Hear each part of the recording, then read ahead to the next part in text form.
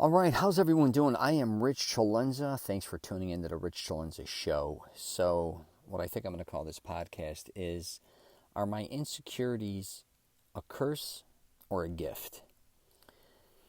I was talking to my daughter not long ago, and we were talking about insecurities and, what she went through that I even didn't know about a lot of them, and then what I went through, and I don't think she had any idea.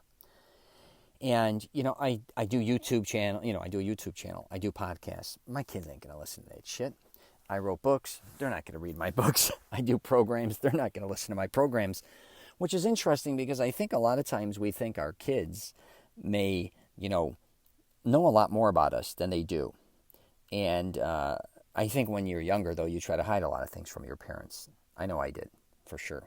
And, but our kids really, I had my kids in my late 20s. They don't know, a lot of things that I've done in my past, obviously. Just like I don't know what my mother and father, unless they told me or I heard through someone else, right? So we were talking about weight, where we were on the opposite ends of the spectrum. She has, she always feels heavy. I always felt small and thin. And I'm like, where did these insecurities come from? Because on the other side, very strong. My daughter, my oldest daughter, had a liver transplant. She's had other operations, other procedures too, besides the liver transplant. In and out of doctors, and she kicks it in the ass. I mean, she's a machine. She plays sports. She does boot camps. She's training for fitness. And then when it comes to her weight, she kind of falls apart a little bit. She even says it. Me too. I still walk around, and I'm in my early 50s, and I'm still insecure about my body. I was telling her, and she was shocked. And she used to know me when I was very heavy as a baby, and now I'm like 50 pounds less.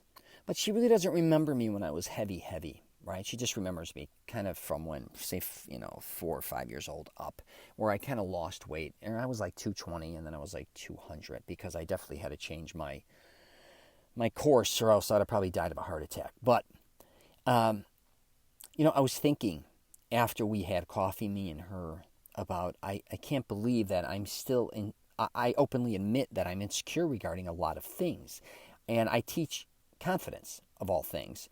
But I'm confident enough, I always say, to understand my insecurities, and that's what I think a lot of confidence is. It's not just thinking you can overpower, you're superior over everything in your life, or anything that comes to you. You can just be like, oh, I can do that. You want to jump out of a plane? Oh, no problem. You want to go open a big corporation business? Oh, yeah, I got the confidence to do that. You can kind of bullshit yourself. You may have confidence. That doesn't. You can also be dumb. Let's call it for what it is. A lot of people, there's a difference between being confident and knowing what you're doing, or just saying, hey, I'll do anything, and you're going forward, but you're not succeeding. That's a whole different thing. But not having confidence with me, or being insecure, I was thinking about that a lot, because me being insecure throughout my entire life, always being the smallest, wanting to be the biggest and strongest, what kind of in the long term kept me the healthiest. If I may have not been insecure, I don't know if I would have worked out at the level that I've worked out with, or been as consistent. And also, I think me growing up thinking I was a dummy, which I'm still saying in my head all the time, I just never fit in with school, saying, you're just dumb, you're just stupid, man, the shit, whatever the case may be, you got these issues. Why, I'd almost say, well, if you're that dumb, I challenge you to go write a book, and then I'll write a couple books. It was even making a film. I was like, a couple of my buddies just said it to be like, we always talked about making movies, and my buddy's like, just shut up and make a movie, all you do is talk about movies. In the back of my head, I'm thinking, how the hell am I going to make movies? I never held a camera in my life. I got a screenplay. It's on a piece of paper. It's on a bunch of pieces of paper back in the late 1990s here, or mid 1990s. I'm sorry. And then my other buddies, I remember after my daughter's liver transplant, I had no job or anything. And he goes, hey, you're going to make that movie? You're going to talk shit about it for the rest of your life. So my two closest friends called me out. And I wonder if they didn't call me out almost at the same time to say, when you're going to make a movie, dude, I wouldn't have maybe gone. I mean, I was insecure. I never would go to film school. Really didn't know about it. I was always too insecure to make a movie. But them calling me out, I had to shit or get off the pot a little bit. I got exposed. And, I was like, holy shit. And believe me, deep down inside, I'm like, I don't know what I'm doing, but I just went for it, started doing it. I ended up making a couple films and co-produced the third. Who gives a shit? But again, I never had any, no one ever taught me anything regarding that. All I had was Movie Maker magazine. And then I went on to write a couple books. And I challenged myself. Why would you write books to this day? I'm like, when I was in school, I'd read books, but for the most part, it really had to be about an athlete or something I was 100% interested in. I dreaded, I can't say I dreaded reading. I kind of liked reading things I liked to read, but I dreaded writing and all these things. But then when it came back to screenplays, I loved writing about make-believe. And then I loved writing books about things I was interested in. And again, insecurities. When I was creating my clothing line, that I had confidence in. That I was overconfident because I thought I came from the garment fashion industry and I knew what everybody was going to wear. And I thought my slogan, which was Sore Losers, was going to be huge. It was going to be the next tap out. And extreme sports was going to love it, and mainstream sports. And our slogan was, it doesn't matter if you win or lose as long as you come in first. I thought it was the shit. And I thought this would blow up for me. And no, it did not. And after that, I was scared. Because then I was like, oh my God, I don't know. I'm still trying to raise money with films. That's not working out. 2008 hits. A slate of films that we were working on raising financing took shit. And so now I'm at a point where, I don't know what to do. Again, insecurities kick in. I got 2 kids. I'm a goofy type artist that keeps, again, creating shit. And all I really know what to do, for the most part, I knew the vending business very well. I knew how to collect money legally and illegally and move equipment. But I wasn't doing that anymore. My father was getting ready to sell his business. I was kind of lost. And, I didn't necessarily, I liked traveling a little bit, but I did not know the geography of this country. I can tell you, and especially Canada. And I mainly was a guy who, at this point in time, was home with their kids a lot. I was a father, and then I worked out, and then I would create these crazy things on the computer. If it wasn't screenplays, or even as time went on, making films, and then actually I wrote the books when I was traveling. But back to insecurities, I'm kind of afraid of heights. And I'm okay to get on a plane. But if I'm in a high rise or something, man, I'm shitting in my pants. And believe me, I've lived in high rises. And I was shitting in my pants. I don't even know why I did it. I did it to challenge myself. Back to insecurities. Holy shit, but I wanted to see if I could live in a high-rise downtown Chicago. I did. It was cool. Everyone loved it. But my point being is here with you. If you are insecure about a lot of things, and I'm sure you are. I don't care who you are. I think everybody has insecurities. Maybe I'm wrong. But you may want to challenge yourself, because those insecurities is what led me to me creating things. The things, though, that I was confident, about creating, I guess you could say, and another one falls under creating an app. That was another one like my clothing line. I said, I got this down pat. I know how I want to do it. I have the structure. I had it written out entirely, how I wanted the app to work. And I hired an app programmer or someone to help me create the app, whatever you want to call them. They tried stealing it, then I had to start all over. But even going through that, and I still have not completed that.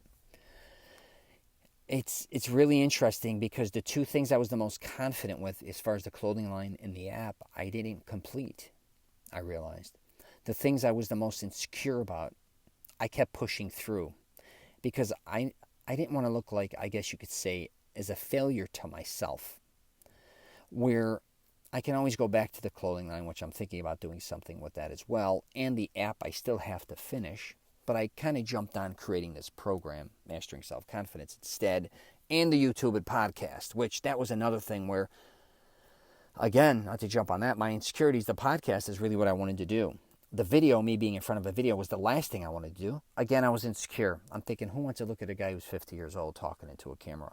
I didn't think anyone really did, but it's doing pretty well for me. And it just took time. I mean, I was in a couple films, and I did acting when I was younger. But here's the thing. When I got in front of that camera, I looked at myself. I'm like, oh my God. I mean, I just was horrible. I deleted so many things, and I was traveling everywhere. But again, insecurities, I'm following through. I keep going forward. the podcast too, that's just kind of a form of it. But, you should really consider if you want to do things, right? And I talk about this, you want to be as confident as possible, but you also have to learn it takes sometimes time to build up that confidence. Sometimes it just does not come. And you being insecurity could definitely be a tool you can use. Now, I know that makes no sense. That's saying, I'm insecure to do this, that's why I have to do this, or that's why I have to move forward. You kind of do. If you have things you want to do, man, stop letting them get in the way. And, it takes confidence to build more confidence, but it's like anything else in life. It takes momentum. And here's the thing, you're probably going to fail. People don't talk about failing. I'm so sick of the bullshit. All they do is talk about if you do this, you're going to succeed. You go try this, you're going to succeed. Even if you fail, try again. And then you'll keep trying. You're going to have to keep trying. But no matter probably what you're going after, especially if it's something you're insecure. Let's say you want to jump out of an airplane. That's not that, if you're insecure and say, I've always wanted to jump out of a plane, but I'm too scared or something in that nature. That's different. But I'm saying if you're insecure regarding your weight, you probably may have tried to lose weight. Tried, failed. Yeah, that's going to happen. Keep moving forward. I'm telling you, but you are going to a lot of times fail, especially if you're trying to do things that, one, you don't know about, two, you're scared, and maybe things you don't know about, three, like you don't know enough about it.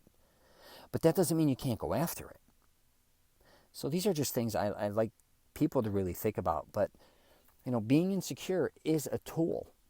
It really is. You could use it in one way or another. You could be insecure and just totally ignore it and run away from it. I get that too. Sometimes you just don't want to have anything to do with it. It's almost like a haunted house. Like when you're a kid, you go up to it and you're like, oh my God, I'm running out of here. You don't want to go in there, right? That you feel like that. But then sometimes you just, then there's other times you may be with your friends or you may be, getting a little older. You're like, I'm going in that haunted house. Like, I'm not scared of that anymore. But you just got to start stepping forward. And it's funny that I use that as an example, but I will wrap it up with this.